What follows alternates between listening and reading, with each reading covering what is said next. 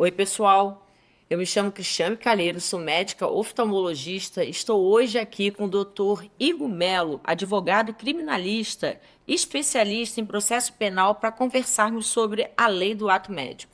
O Dr. Igor Melo, como eu falei, é advogado criminalista, especialista em processo penal. É representante jurídico da AMOESB, Associação de Médicos Oftalmologistas do Extremo Sul da Bahia, e representa o escritório Leonardo Maia e Ornelas Advogados Associados. O doutor Igor hoje vai conversar um pouquinho com a gente para explicar melhor a problemática do cenário jurídico em relação à optometria e à lei do ato médico. A problemática do exercício legal da medicina, que confunde muita gente, e essa lei, aonde estamos? Em que momento estamos, doutor Igor? Doutora Cristiane, é um prazer estar aqui com vocês nesse podcast.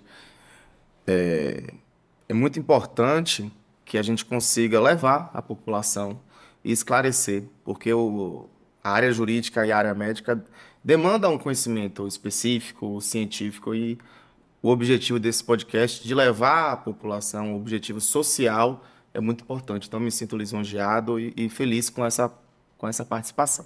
E eu agradeço muito a sua disponibilidade de vir aqui conversar com a gente, porque realmente é um assunto que gera muita confusão. Muita confusão por parte da população, muita confusão também em relação ao aspecto jurídico disso tudo.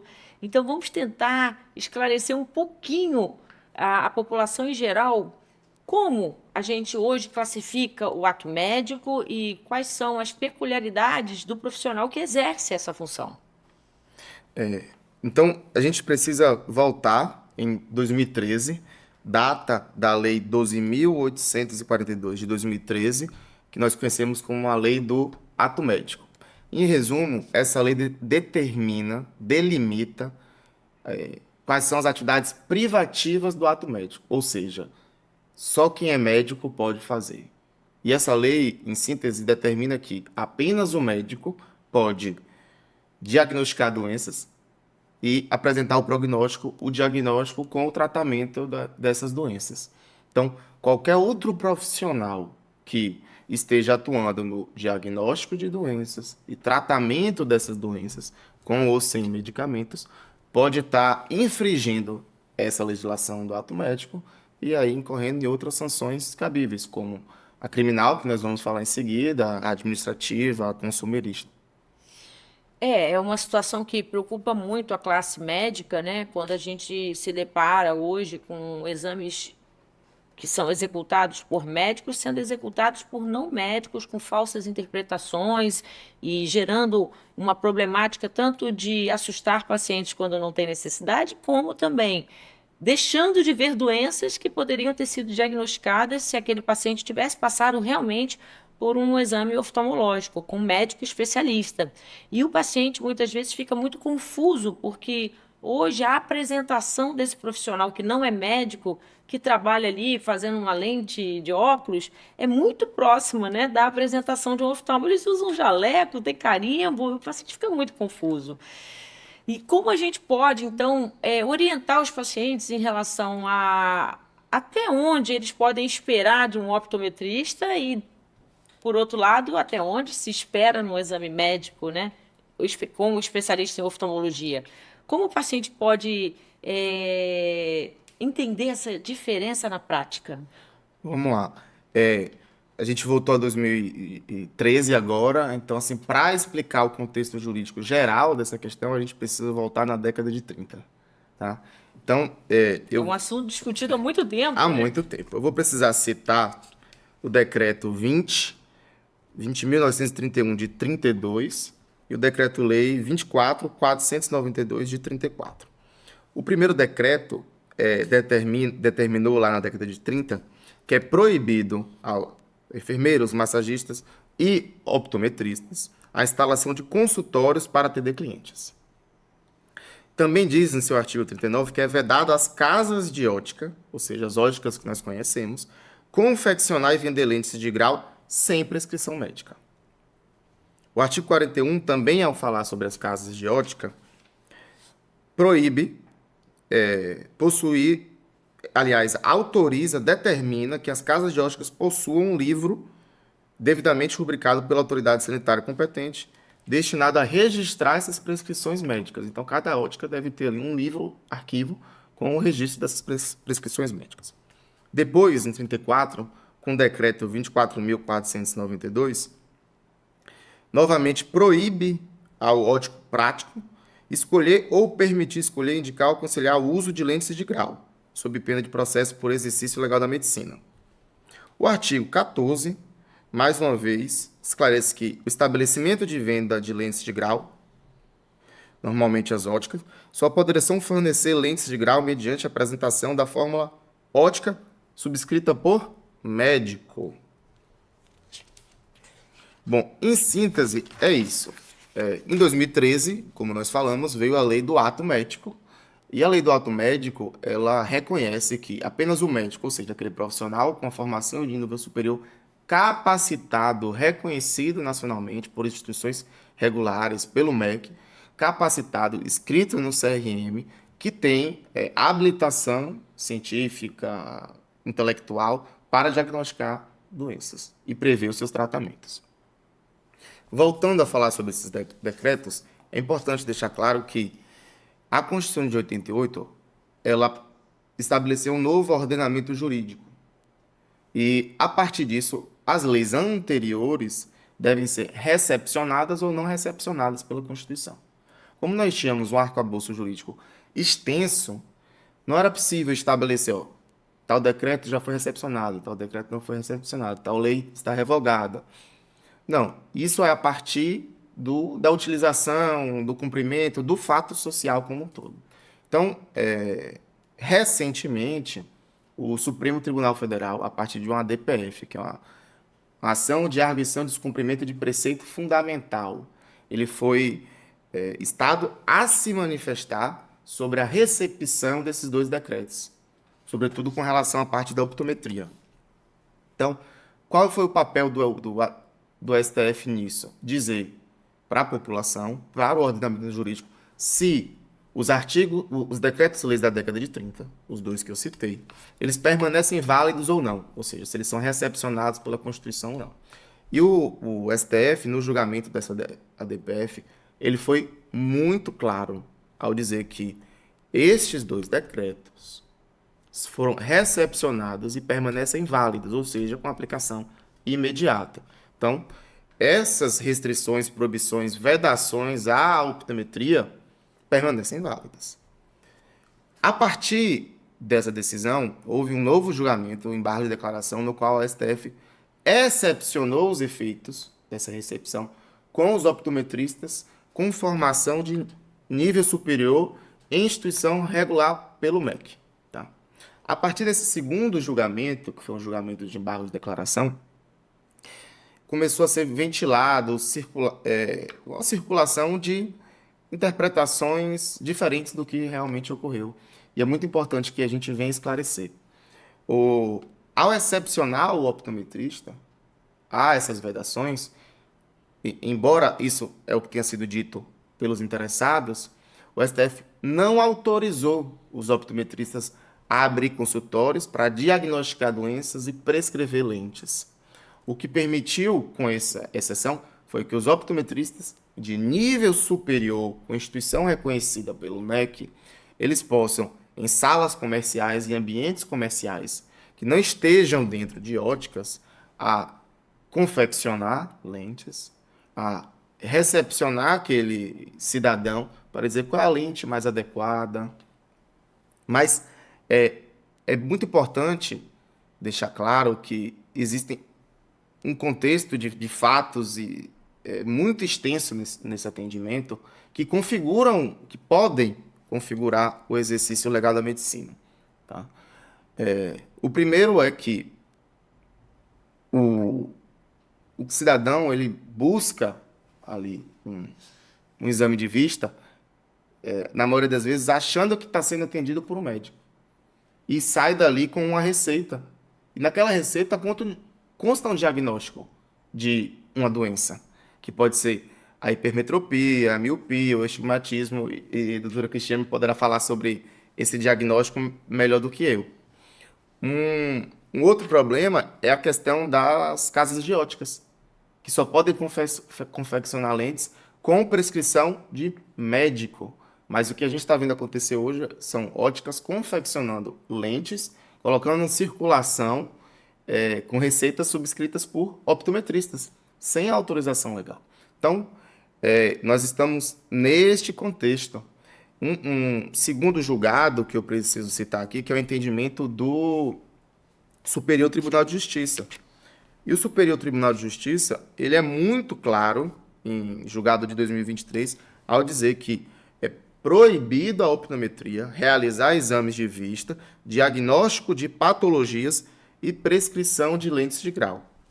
Então, eu preciso citar para vocês, para que a gente se faça entender de uma forma mais assim, objetiva, o Código Penal, através do seu artigo 282, ele delimita o crime de exercício ilegal da medicina, arte dentária ou farmacêutica, que é exercer, ainda que a título gratuito, a profissão de médico, dentista ou farmacêutico, sem autorização legal ou excedendo os limites. Então, nós temos um crime, parte 1 e parte 2. O crime é exercer a medicina sem autorização legal, ou seja, se aquele ato praticado não está autorizado na lei do ato médico, na lei de 2013, e você está realizando esse ato, você passa a responder o crime previsto no artigo 282 do Código Penal. Ou você excede os limites, ou seja, é possível que os optometristas estejam recepcionando os cidadãos para confeccionar lentes, desde que seja o optometrista de nível superior, formado em instituição reconhecida pelo MEC. Mas, se a partir dali ele diagnostica a doença, se a partir dali ele prescreve lente, ele está excedendo os limites de sua profissão. E a partir daí ele pode também responder pelo crime do artigo 282 do Código Penal. Então, em um contexto geral, eu acho que eu consegui, espero ter conseguido esclarecer algumas questões com relação ao Certo. exercício legal da medicina. Certo. Então, assim, se a gente fosse do ponto de vista de uma pessoa comum que não tem formação em direito, entender, interpretar de uma forma mais simples, então hoje os exames feitos por técnicos, né, em gabinetes que não podem nem ser considerados consultórios, porque nem pode haver aparelhos oftalmológicos nesses gabinetes, deveria ser limitado à orientação sobre o tipo de lente que aquele paciente precisa quando ele traz uma receita assinada por um médico, correto? Sim. E a ótica que recebe uma receita para confeccionar um óculos que não é assinada por médicos, também está cometendo um ato ilegal, vamos dizer assim. E, por outro lado, quando a gente ainda admite que existem optometristas que podem, sim, ter gabinetes para orientar sobre a melhor escolha do tipo de lente, ainda assim, esse optometrista não pode se passar por médico. E o que a gente tem visto nos consultórios é que os pacientes chegam dizendo enganadamente que passaram por um médico. Porque quando eles marcam um horário com o optometrista, não falam que é um optometrista, o técnico está fantasiado, vamos dizer assim, de médico, jaleco, só falta botar um estetoscópio. E isso tudo vai gerando um engano até visual, porque a pessoa percebe que está vestido de médico, né? Se chama de doutor. E aí eu lhe pergunto, os pacientes que passam por essa situação, que chegam toda semana aqui no consultório dizendo, mas eu jurava que ele era um médico, doutora, como é que eu estou aqui com uma doença avançada e fiz exame nos últimos 3 anos com fulano que eu jurava que era um médico, sempre chamei de doutor e ele nunca negou. O paciente numa situação dessa, deveria denunciar? Com certeza. O paciente deveria denunciar e buscar a reparação dos danos causados. Há reparações a se Com fazer. certeza. Um paciente, veja só, o optometrista que se coloca em um consultório médico e se permite, digamos, que a gente tem a vontade consciente de praticar o ilícito e tem aquela que se permite. Não é intencional, mas ele sabe que o paciente vai acreditar que ele é médico, mesmo que ele não diga que é médico. Então a gente também precisa, ele não se apresenta como médico, mas ele constrói um contexto para que o paciente acredite que ele é médico. Então, isso não afasta o crime. Então, assim, porque existe uma assunção de risco. Ele assume que aquela conduta vai criar o exercício legal da medicina, porque o paciente involuntariamente, né, ou indiretamente, melhor dizendo, vai acreditar que está sendo atendido por um médico. Então, cabe, assim, para que a gente consiga mudar o contexto que nós estamos, é extremamente importante que o paciente vá denunciar. E como é que o paciente faria essa denúncia? Existem canais onde ele pode denunciar virtualmente ou ele precisa ir numa delegacia denunciar porque se sentiu lesado? E muitas vezes o paciente tem um pouco de medo dessa exposição, né? Existe alguma forma do paciente denunciar quando ele se sente lesado, quando se sente enganado, sem se expor? Existem diversas formas, É. tá? Eu acho que isso ajuda muito a Com encorajar as pessoas, certeza. sabe? Veja só, o paciente, ele pode, hoje, na delegacia virtual, registrar uma ocorrência. Isso é um crime que ele consegue, ele vai ter que se qualificar, vai ter que, é pelo Gov.br. Então, assim, ele consegue descrever todos os fatos, dar as informações e juntar documentos. Então, ele pode, inclusive, juntar nesse registro de ocorrência a receita que ele recebeu naquele ato, tá? Existem outros canais. O Ministério Público hoje admite a comunicação de fato via e-mail, tá? Ou protocolo físico, sem precisar ter um diálogo com alguém. E também tem os conselhos de medicina, tem o CREMEB, tem a CBO, tem hoje a AMOESB que pode recepcionar essas comunicações.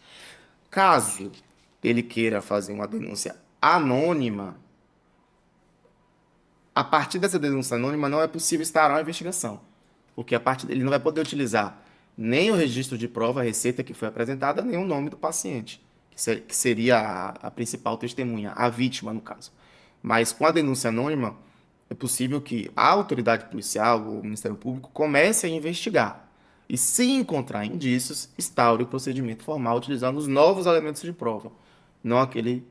Então, assim, temos formas seguras de fazer as denúncias formais, os registros de ocorrência, as comunicações de fato. Qualquer autoridade que se sinta mais confortável. Então, pessoal, se vocês passaram alguma vez por um exame que vocês acreditavam que era um médico oftalmologista e vieram a descobrir depois que não era um médico especialista em oftalmologia e nem era médico, né, fazendo ali aquele exame, vocês deveriam sim denunciar, porque só assim a gente vai conseguir coibir o exercício legal da medicina. Se os pacientes, que são as próprias vítimas, não denunciam, fica mais difícil. Mas, de qualquer forma, a gente acredita que é a partir da educação, de se falar sobre isso, que também a gente consegue inibir parte desse problema. Existe muita desinformação e principalmente em relação às consequências desses exames que são feitos por falsos médicos. As consequências desses exames são o diagnóstico, a ausência de diagnóstico a tempo de se tratar doenças que evoluem, que chegam muitas vezes para nós, médicos oftalmologistas, avançadas demais, e que são doenças que, quando evoluem, não tem como voltar a fases anteriores, mesmo com tratamento. São doenças que destroem a saúde ocular, destrói a estrutura ocular. E essas doenças, a gente fala do glaucoma, a gente fala da retinopatia diabética, a gente fala da ambliopia nas crianças, enfim, a gente fala de infecções intraoculares que muitas vezes podem estar afetando a visão daquele paciente. Ele faz um exame num falso médico e não identifica aquele problema e a lesão se agrava, gerando outras complicações no futuro. E isso tudo nós médicos entendemos que terá um impacto muito grande na saúde pública. E não é uma coisa só aqui da nossa região. Hoje a própria Organização Mundial de Saúde chama atenção para o risco do aumento da cegueira no futuro devido à expectativa de vida que aumentou. Então, esse momento é o momento da gente estar buscando conhecimento e educação, uma vez que nós vamos ter uma idade mais avançada do que nossos avós e que o risco de cegueira aumenta proporcionalmente ao envelhecimento.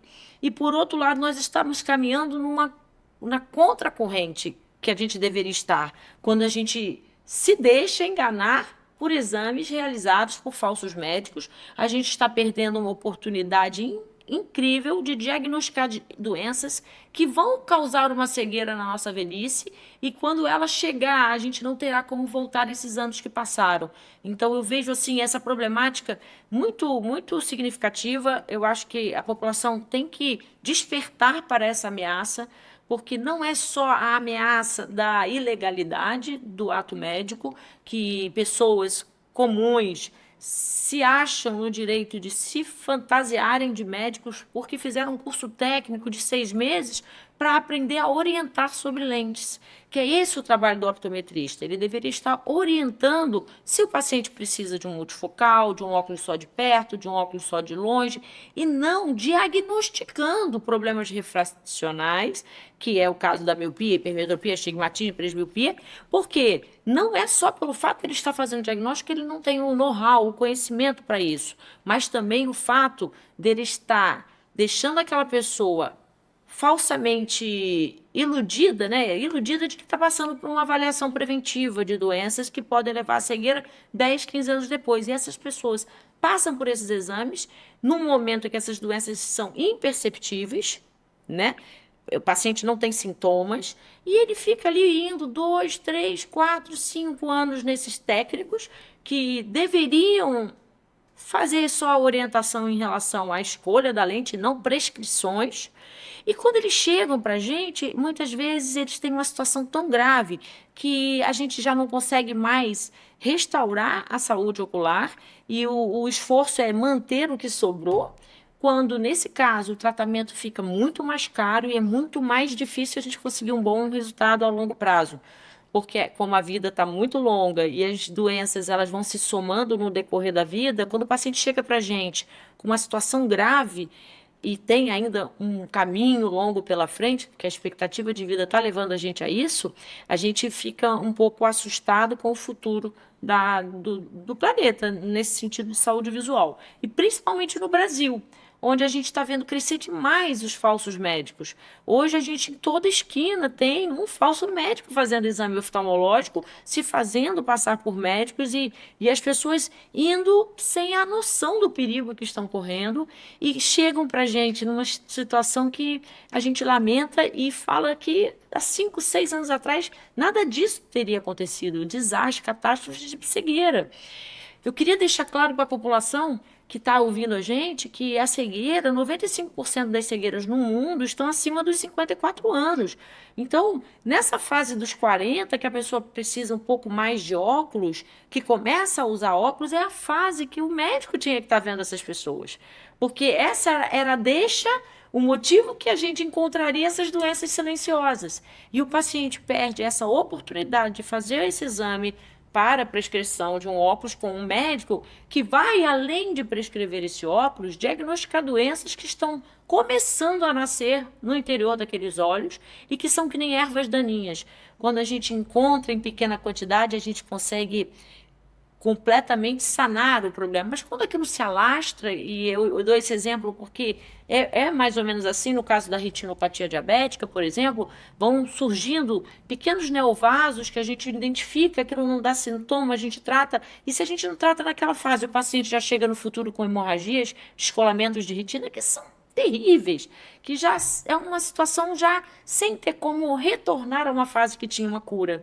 Ele passear para sempre, aquele olho vai ser um olho doente, não tem como mais curar, tem como manter um pouco mais aquela visão, mas não como curar aquela doença que na fase que era passível de cura, o paciente não percebia e fazia exames em falsos médicos. Lembrando, gente, que óculos só funciona em olhos bons, e mesmo o olho funcionando com óculos, ele pode abrigar doenças. Então, quando o paciente começa a ver que aquele óculos não funciona mais, é que ele vai no médico. E ali a gente teve anos de uma doença evoluindo dentro do olho, a ponto nem do óculos funcionar mais, e a pessoa acha que o problema está no óculos. Então é uma problemática tão complexa que a gente realmente precisa tentar mostrar para o paciente que, primeiro, fazer óculos todos os anos não previne doenças. Usar óculos não previne doenças. O que previne doença é fazer exame oftalmológico todo ano. ou a cada 2 anos. E a gente vê pessoas, por outro lado, que não precisam de óculos e acham que não precisam de exame também. Até a pessoa que não usa óculos, tem uma visão piloto da aeronáutica, ele precisa, a cada 2 anos, avaliar a estrutura ocular para ver se tem essas doenças silenciosas que demoram 10, 15 anos para evoluir para uma cegueira.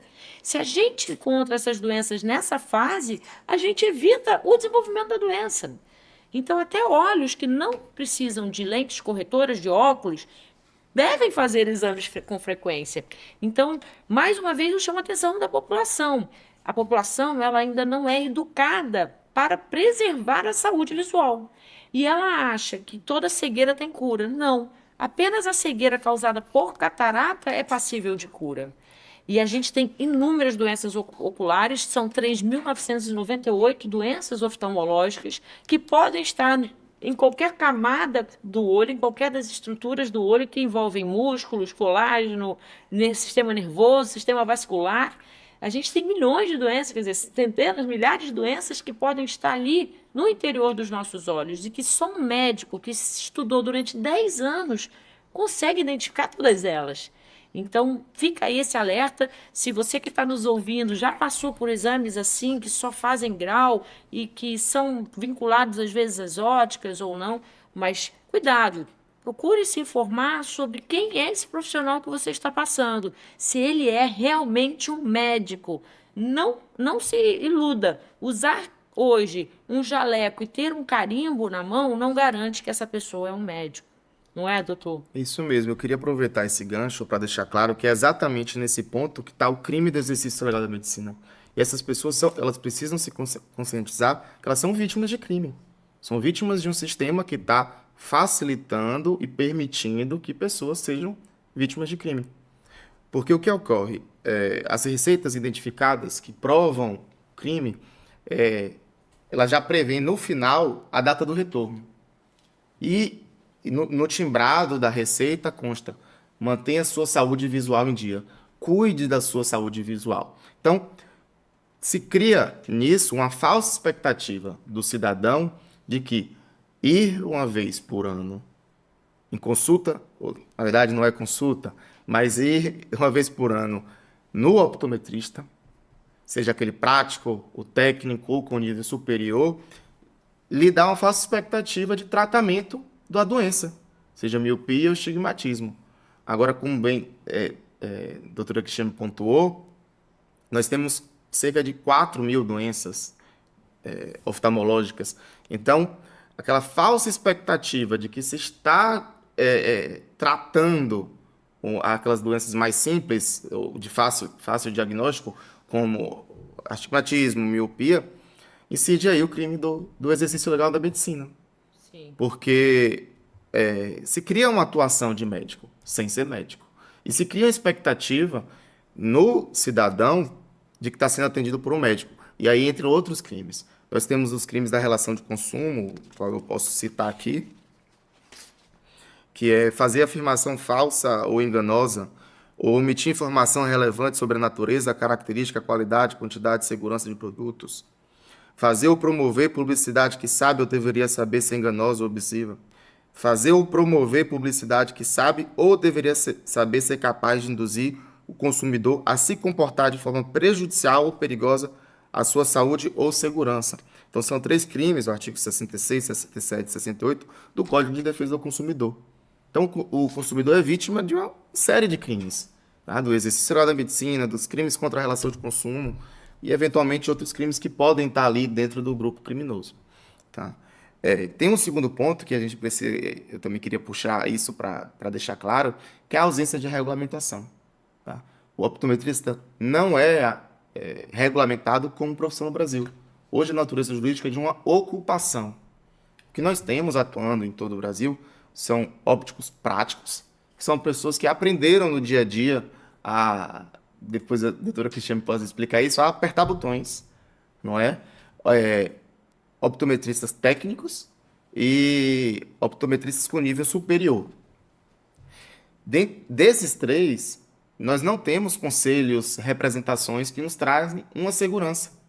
E a população, o cidadão hoje, não sabe qual a qualificação daquele optometrista que está atendendo ele.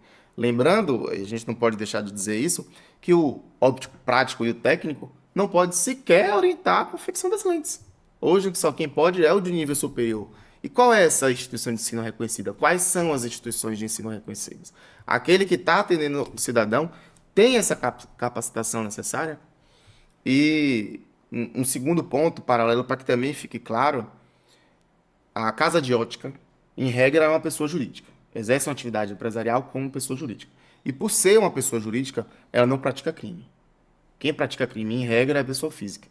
Mas isso não quer dizer que as casas de óticas estão isentas de responsabilidade, não. Nós temos outras responsabilidades de cunho administrativo, de cunho civil, que podem ser recaídas sobre as casas de óticas, tá? Então, tanto a Associação dos Médicos Oftalmologistas do Centro da Bahia, a nossa AMOESB, quanto a CBO, CREMEB, Ministério Público, podem promover ações em face dessas casas de óticas, buscando uma reparação dos danos morais, buscando a adequação às normas. Então, assim, as casas de óticas e os seus sócios não estão livres de responsabilidade por serem vistos ali como pessoa jurídica. Não podem responder criminalmente, mas podem responder sanções de outra natureza. É excelente falar isso, né? Porque a gente fica pensando, mas então, se a ótica não poderia receber receitas assinadas por quem não é médico e recebe, ela também está incorrendo em infrações, Exatamente. e deve ser punida, né? E uma das coisas que fez com que essa prática, né, esse oftalmologista prático, né, que é um falso oftalmologista e que deveria, sim, atuar só no auxílio a escolher os tipos de lentes e não a prescrever lentes para os pacientes, que se faz passar por um oftalmo, vê que o paciente está confundindo, que acha que ele é um oftalmo e cala, né, que cala consente, eles começaram, essa prática começou a ganhar muito mercado, digamos assim, começou a ser muito vista quando os exames para avaliar a metropia, a refração do paciente, o grau do paciente, passaram a ser feitos por computadores, o que facilitou, agilizou o atendimento do médico. Antes, o médico fazia de forma manual esse tipo de exame, que é através de uma coisa chamada retinoscopia, que exige um conhecimento de física refrativa. A gente mede os diâmetros, os meridianos do olho e, a partir dali, calcula, através de física refrativa, o grau da pessoa. Graus, muitas vezes, são porque olhos são um pouco maiores, um pouco menores, um pouco amendoados. Isso tudo vai gerando uma metropia. E a gente, fisicamente, consegue medir isso. Quando um computador passou a fazer essa medida e bastava apertar um botão para sair essa medida, aí o balconista que estava na ótica percebeu que não precisava mais do oftalmologista, que bastava apertar o botãozinho e já tinha as receitas que iam alimentar os recursos daquela ótica, iam gerar as vendas daquela ótica. Então ficou tudo muito mercantilista.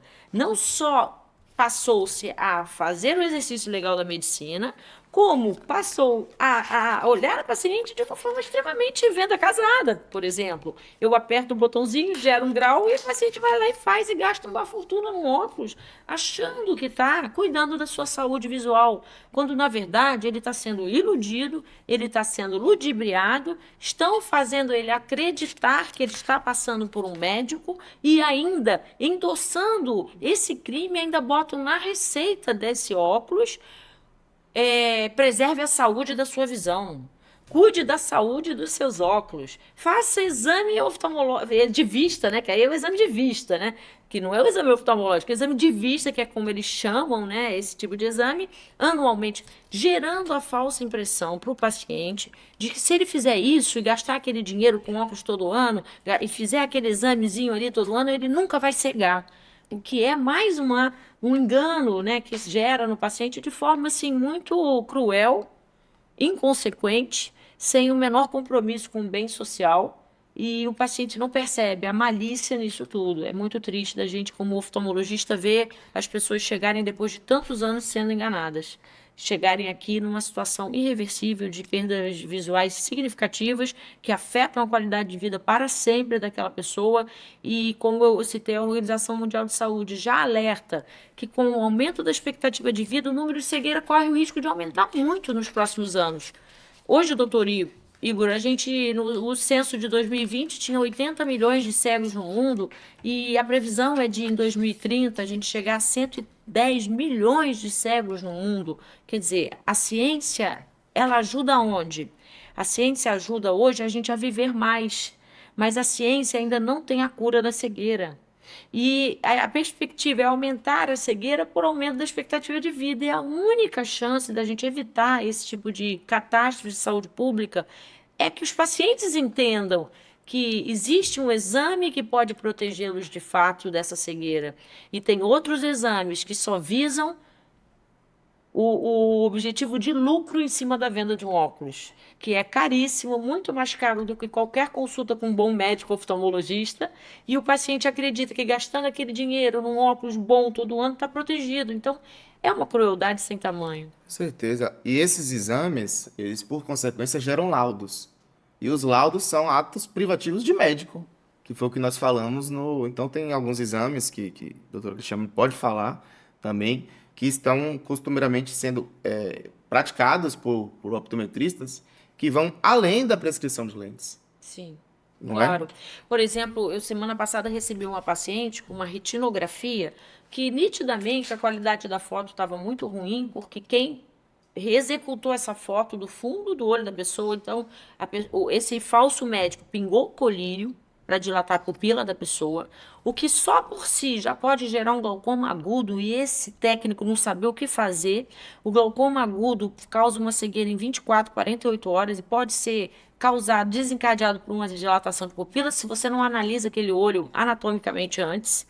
Então, já houve um excesso em usar um remédio para dilatar a pupila, que pode gerar efeitos graves naquele olho se ele tiver uma anatomia favorável. Foi feita uma foto do fundo do olho do paciente, que é chamada de retinografia, sem qualidade técnica, uma foto tipicamente estourada.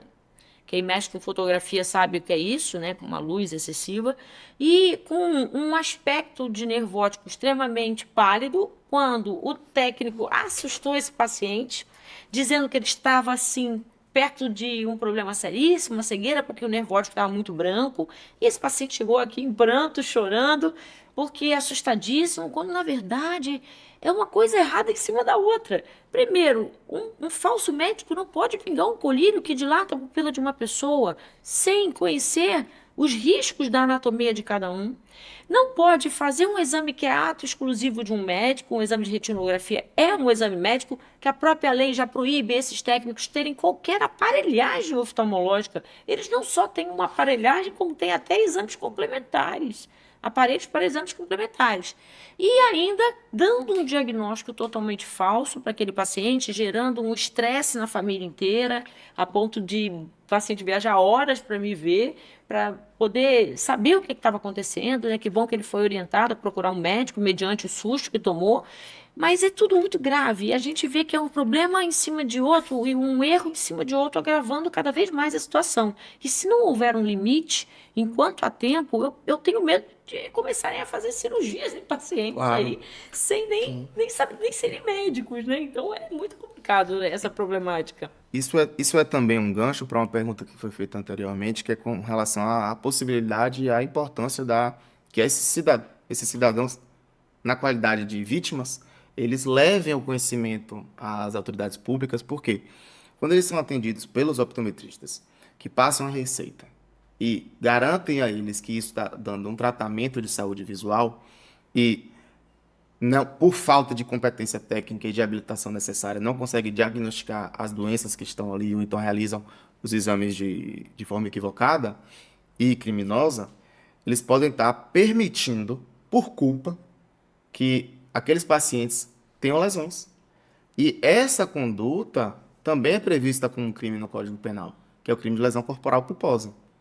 Não é dolosa, porque ele não teve a intenção de causar um dano físico ou emocional, mas é culposa porque ele foi imprudente, Com certeza. negligente. E ao praticar o crime de exercício legal da medicina, trazendo um dano físico ou psíquico à vítima, ele passa a responder pelo crime de lesão corporal. E se isso trouxer danos permanentes, debilidades permanentes, pode inclusive responder pelo crime de lesão corporal grave ou gravíssimo. E qual é a importância? E o que isso tem relação com a importância da comunicação do fato? Os crimes de lesão corporal exigem representação criminal pela vítima. Ou seja, a doutora Cristiano, que recebe esse paciente que teve uma vítima de lesão corporal culposa, você, doutora, não pode representar a vítima denunciando esse fato, porque isso é um ato personalíssimo da vítima. Então, para que aquele optometrista ou aquela pessoa passe a ser responsabilizada por esse crime, a vítima precisa representar criminalmente.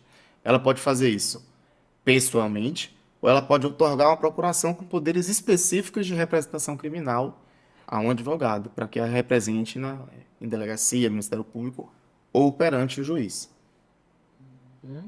É muito válido, né, esse tipo de explicação, e eu acho que até por desconhecimento, como eu lhe falei, a maior parte da população acredita que são médicos, talvez por isso também não tenham ainda despertado para o risco que estão correndo desse tipo de lesão e da oportunidade ou da chance que tem de denunciar até para evitar novas vítimas. Porque a gente vê as pessoas tendo muito medo das denúncias, mas essas denúncias podem ser de formas, né, mais zelosas no sentido de proteger a identidade, existem formas de serem feitas, é importante ser feita para evitar outras pessoas serem enganadas.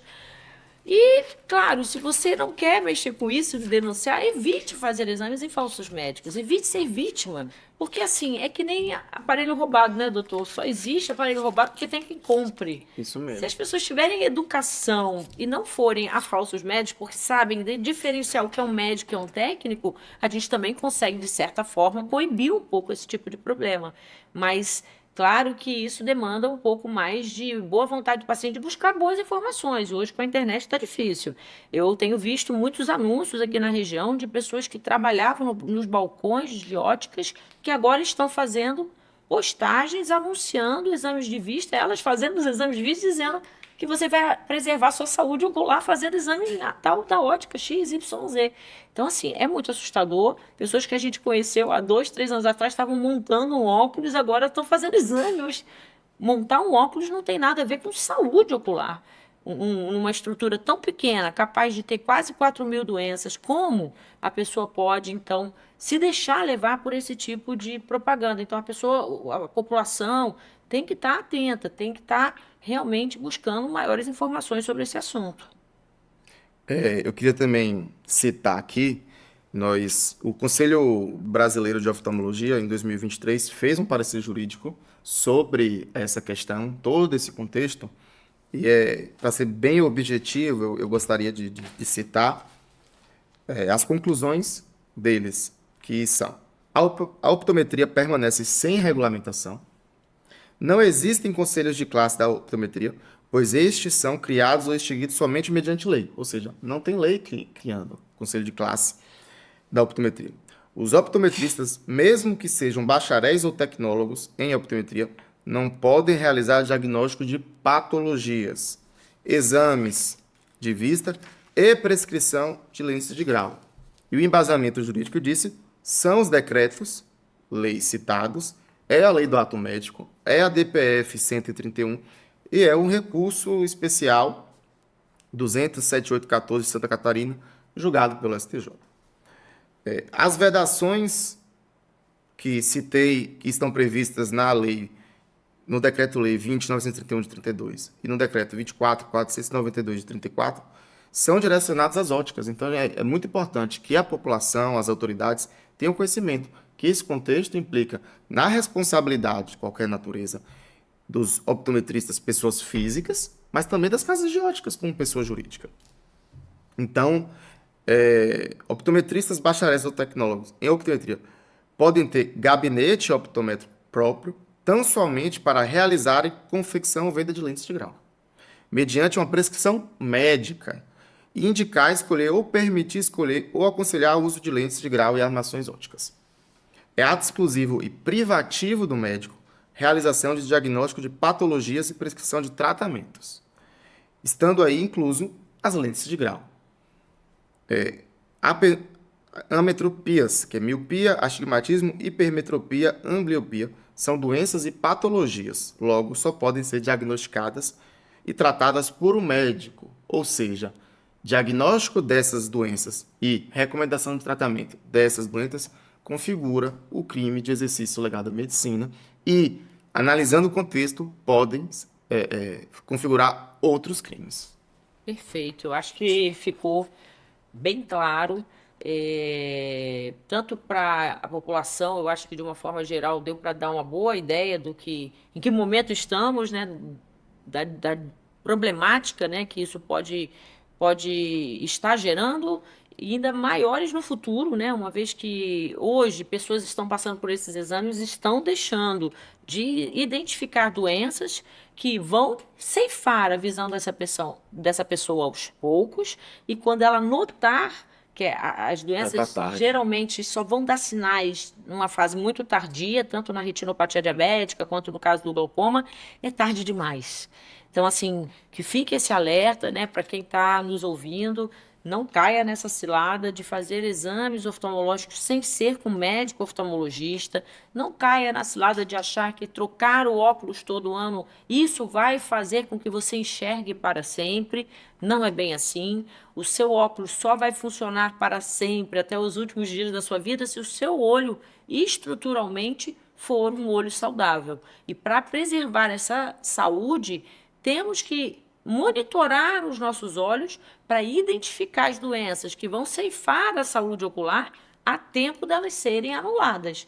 Porque eu falo, é como um câncer. Às vezes você pode ter um câncer, mas diagnosticar numa fase tão inicial e ter a cura total, e outras vezes não.